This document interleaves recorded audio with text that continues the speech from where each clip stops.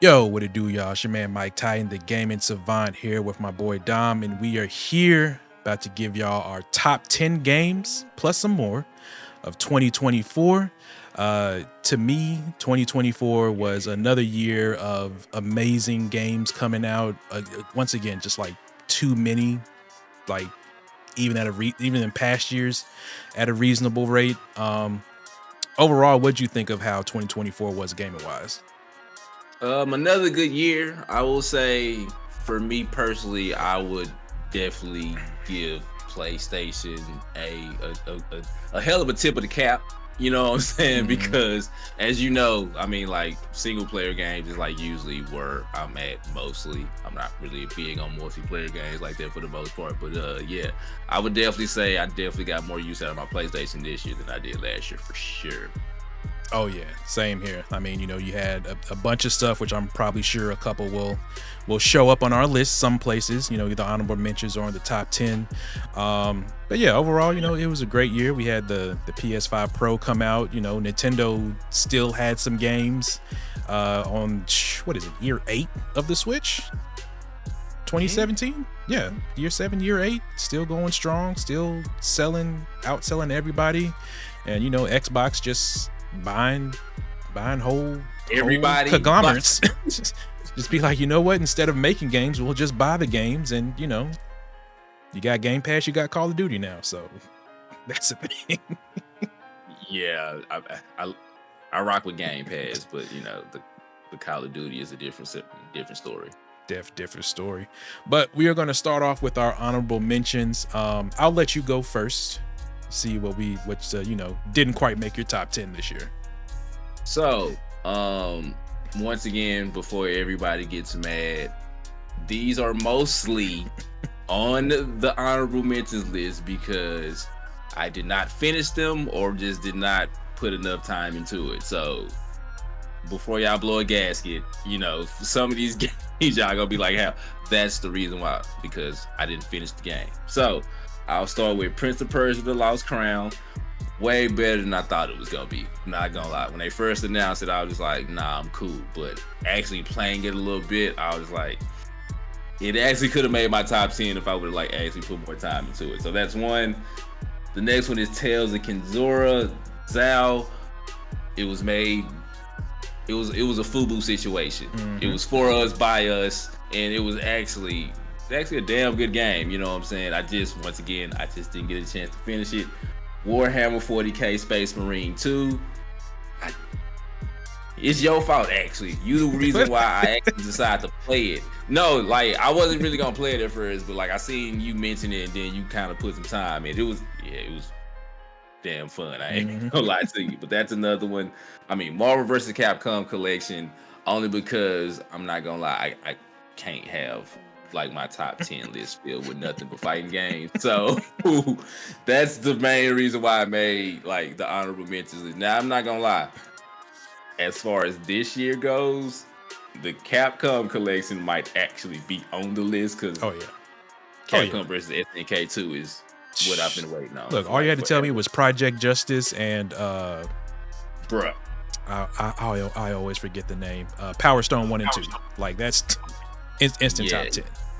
yeah. I So could play Power that's Stone I'm gonna hold me online out. now. Yeah, that's gonna be on the list regardless. But yeah, Marvel vs. Capcom collection, Marvel Rivals, having some fun with it, but it just came out, and that's basically what Overwatch 2 should have done. Yep. There should be no reason why Marvel like made a better Overwatch game than you did. But these next three, so Stellar Blade is one, Helldivers 2 is the next, and Rise of the Ronin is my last honorable mention. Only because I just didn't fit. So I'll say this. I finished Stellar Blade, but it just wasn't good enough to, crack the top 10, unfortunately. But yeah, those are my honorable mentions. Okay. Very good list. You will probably see quite a few of yours on mine. There was a lot of games I left off this list. One bit, like you said, is like I just didn't put enough time into it. I didn't like Like I've come to a point where like I play a game for like 4 or 5 hours and I'm like, okay, I just don't like that. I'm cool with putting it down. First one. This is probably a game that nobody's ever heard of, but I tried this during one of the Steam Next Fest demos this year. It's called Diceomancer. Basically what it is like a roguelike card battler game where like, you know, you do a roguelike, but then you get a deck of cards. But the twist with this one is so say like you got an enemy and they have like 20 health, right? So there's a mechanic where you can roll a pair of dice and you can basically change that numerical value on screen. So like say if your opponent has 20 health, you can roll the dice, now they got 1 health. If you have 3 cards in your deck, you can roll the dice, you can change it, now you have 30 cards in your deck. So you can imagine the type of zany stuff you can get into with that. And then they have this whole other element system where 1 card's a purple, 1 card's a blue, and you can sacrifice them to it's a whole thing. I would say if you have it on Steam, definitely try it out if you're into those type of games. Again, didn't put as much time as I want to, but the time I did put into it, I enjoy it, and I do plan on playing more this year. Next one is another game that unfortunately came out in December and my Steam Deck stopped working, so I wasn't able to put so much time into it. Was the Dragon Quest III HD 2D remake. I only have about maybe 3 or 4 hours into this, but I can already tell once I get some free time and my Steam Deck back working, this will definitely be a cozy game, as people say. It's from the what's it, Super NES era of the original 3 Dragon Quest. Is basically one of those games where you got to grind to get levels, but they've made it really fun in this one, and game looks beautiful. Like if you have a chance to play this on an OLED screen or just a very good looking TV, game looks beautiful. Next one, like you said, Prince of Persia: The Lost Crown. Same thing here. I bought it when it came out, played a little bit, other stuff came out. I have recently been playing it, and I was like, okay, I understand why people have this in their top 10, because mechanically, it's an amazing game. I'm not a huge Metroidvania fan, but when it comes to actually learning the combat and once you unlock different skills in this game, I guess you could say the back and forth of fighting an enemy, trying to dodge, trying to parry, using your arrow, using your special abilities. Once you get that song and dance going, it's a very enjoyable experience. And story's not half bad. It ain't the best, but you know, it gets you from point A to point B.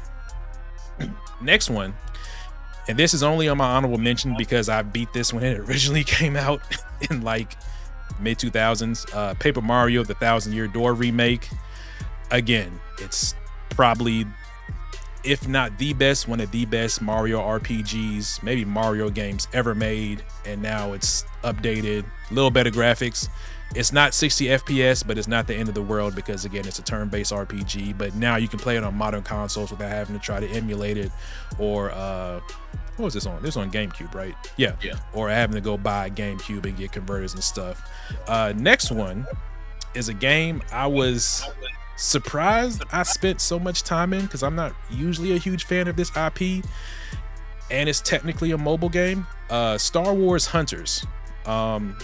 This is basically like, it is like Overwatch, where it's like a 4v4 and they have different, like, not main Star Wars characters, but I guess side characters or versions of them. So, you know, you have your Stormtrooper, you got the little 2 gremlin things on the back, different, you got a Chewbacca or a Wookiee, whatever they're called, whatever the race is called. You got one of them in there, and it's a hero shooter, so they have different abilities, and oddly enough, it's actually a pretty fun game. I think the thing I like about it the most is that the matches aren't that long. They're about maybe 2 or 3 minutes. You can hop in, play as your favorite character. Of course, like I said, it is a free-to-play game, and it is a mobile game, so there are microtransactions. They aren't as egregious as you've seen in other games, or as I thought it would be in this game, but for the most part, you can unlock all the characters that come with the base game. You just got to play a lot. I played on different platforms, on phone, on my iPad. It is on Switch as well. My iPad ran the best. You just plug up a controller through Bluetooth to it, and you know, you're off to the races. But definitely a fun try if you just want something to like get a couple matches in and then go on about your day. The next game on this list, I didn't play the first one, but I do have a love for this type of fighting game. It's Rivals of Aether 2. The best way I could describe this is it's like Smash, but it's like Melee Smash. So basically, for y'all that don't know, we have Smash Brothers Ultimate. Right. Smash Brothers Melee is still very popular to this day. I believe it's called Project M, where they like emulate it and they have special things they do to it. This is kind of like someone else's version of that, and it's a cool game. It's definitely something I had to get used to because it's a very fast-paced game. Like, those games where like people just like hit you and juggle you in the air, but it looks like they just moving at 1,000. It's kind of like one of those, but it's definitely a fun game. I enjoyed it. I played it for a little bit. Still play it from time to time, and it has different characters. And if you played the first game, most of the cast is back with new characters. They recently, maybe within like the last month, had an event where like you can get like N64 style skins of characters in the game. So that was really cool to see that. But yeah, not too much. It's like $30 on Steam right now. I don't know if it's coming to console, but if you're into that type of gameplay or game style, it's definitely there. Then, of course, my next one, continuing the fighting game trend, is the Marvel vs. Capcom Fighting Collection. I mean, it's Marvel vs. Capcom 2. Again, you don't have to emulate it. You can play it online. It pretty much plays flawlessly, so much so that I bought it on PC and PS5 because for some reason there's no crossplay. Not sure why. But yeah, we beggars can't be choosers. Like, we never thought we would get this ever. Some of these games ever. Superheroes, X-Men versus Street Fighter. Yeah. Mm-hmm. Like we even got the Punisher on here. Like, that's I don't even know if that came out on anything besides, what was that coming out on the Genesis? Yeah. I don't know if that was ever re-released anywhere, but now if they want to be real, they can give us the Punisher game that was on PS2. I mean, I think it's a little bit easier to digest a 2D Punisher game than a 3D Punisher game. I mean, I don't know, maybe they get the right studio, but overall, if you have any affinity for these type of games, definitely buy it. As we said, the new one is coming out this year. That'll have, like you said, Capcom versus SNK, Power Stone 1 and 2, Project Justice. Like, just Capcom is on a roll all around right now, so it's definitely great to see these old games that we didn't have access to. Now we can easily play whenever we want to. Now we get to the part of my list where I had to leave off. This game is a mixture of, one, it came out too late, two, I had to leave off because I didn't get a chance to put enough time, but it is Dragon Age the Veilguard, which I'm currently playing right now. As somebody who's in the early to mid 30s, who grew up with gaming from like the 2D to the 3D, like, sometimes you just got to be happy to have stuff. Like, BioWare hasn't had the best track record in the past couple of games. Anthem, Mass Effect Andromeda, which, I always say if it was called anything but Mass Effect, it would probably be better well received. Dragon Age the Veilguard is a good game. You can say woke, whatever. Is like once you get down to actual gameplay and the meat and potatoes of it, it's great gameplay, action combat. I didn't think I was gonna be too much into it because I was like, it looks kind of like what was that one game that I forget, but there was another game Capcom put out last year or the year before that had similar action combat, but they like took away a year later, and it was the one they did with Platinum Games. Oh, I forgot the name of it, but I know exactly what you're talking about though. It was like that. So I was like, okay, but once you get into it, it's just like, okay, it's a continuation of Inquisition. So, if you know what happens at the end of Inquisition, like, it goes from there. It also does some interesting things with what happens at the end of Inquisition, as opposed to kind of like, I don't like you, but we got to work together to fight this other thing. Also, I'm playing on PC. I've heard that the console versions look great as well. The game looks gorgeous. Like, whoever they had on their staff for like different facials, hair textures, skin colors, you know, face molds. Like like you can make your character, like some games with created characters, you make your character and they don't look good. That like if you spend time and make your character look how you want it, they will look amazing in cutscenes. So that's why I said I'm still maybe like 5, 6, 7 hours in, but this is one I do plan to finish and play through. But just it came out in November, like just a bad time to come out. That's interesting because you know how I feel about Dragon Age and how I felt when I first saw, you know, that trailer for it. But so it sounds like it gives me hope that it's actually worth playing. So I trust your opinion. So I'll give it a shot. Yeah, I would say if you're on the fence, if it hasn't already, if it's on sale, if you can get this, like, what is it, like 70? If you can get this for like $40, maybe 50, I would say it'll definitely be well worth your money. All right, I'll catch it on sale then. My next one, again, is one of those ones where it's like nostalgia got me a bit with this one.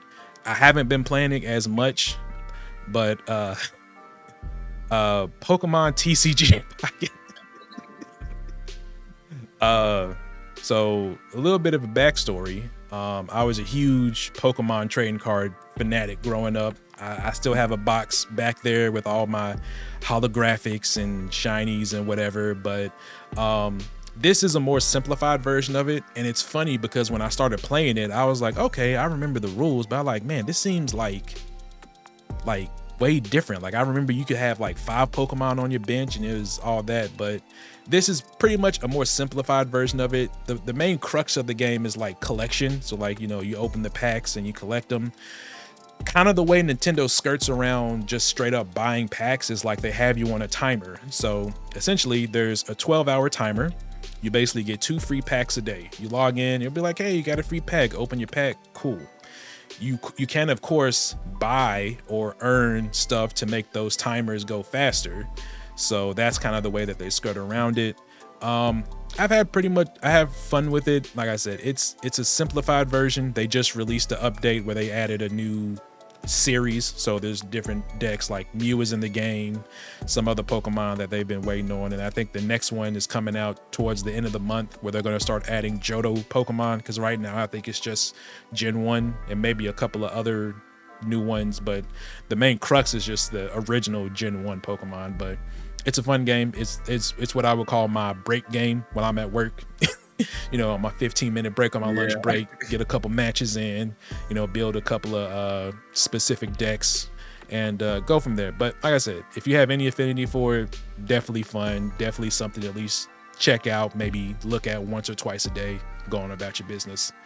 My last 2 were ones I left off mainly because, like I said, they're online shooting games, and there are things that I would like. I enjoy my time with them, but out of what I have on my top 10, I don't think I could have replaced anything with them. First one, surprisingly, is going to be Call of Duty Black Ops 6.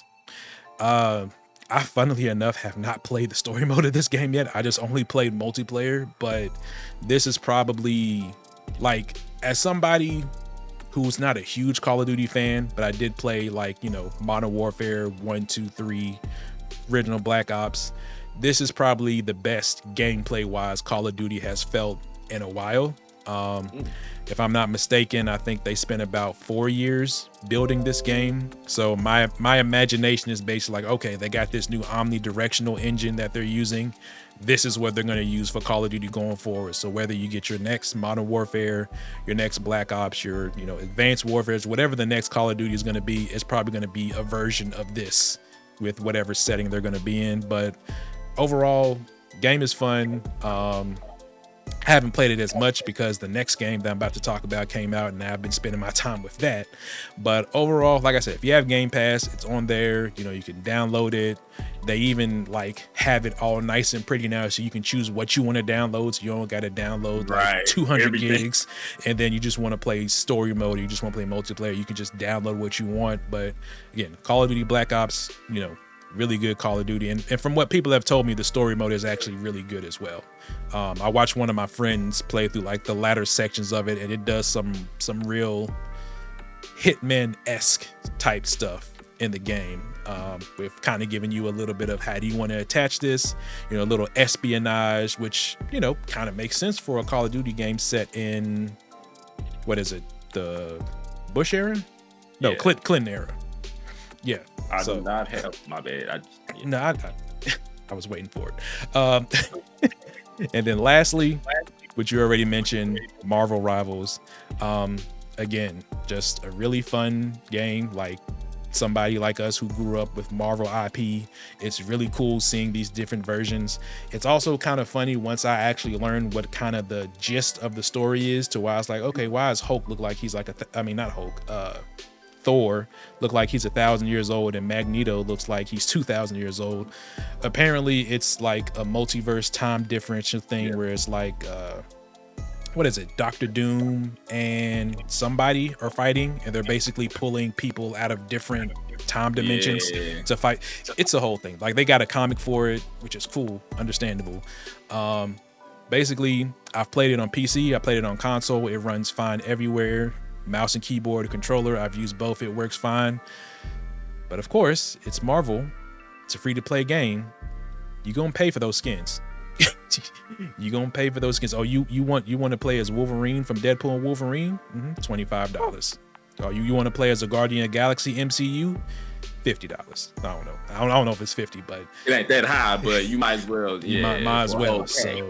So if you can, ignore that and just focus on the gameplay. I will say though,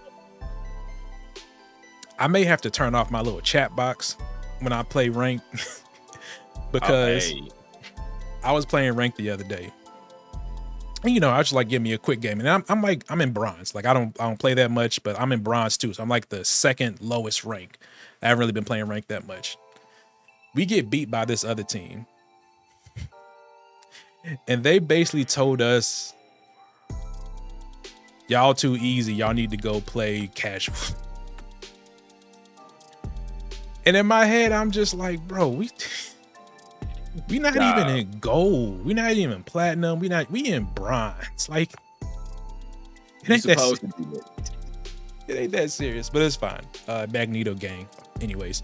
But yeah, they got the new season coming up. I think tomorrow. Yeah. Amazing. Yep. Mr. Fantastic, Mrs. Fantastic, and then The Thing and Johnny Storm coming later. But those are my honorable mentions. Like I said, most of them are games that I just didn't have time to put into, or were games that I enjoyed but didn't really feel like they would have a good place in my top 10. But as we go ahead and hop into it, what is your number 10 game of the year?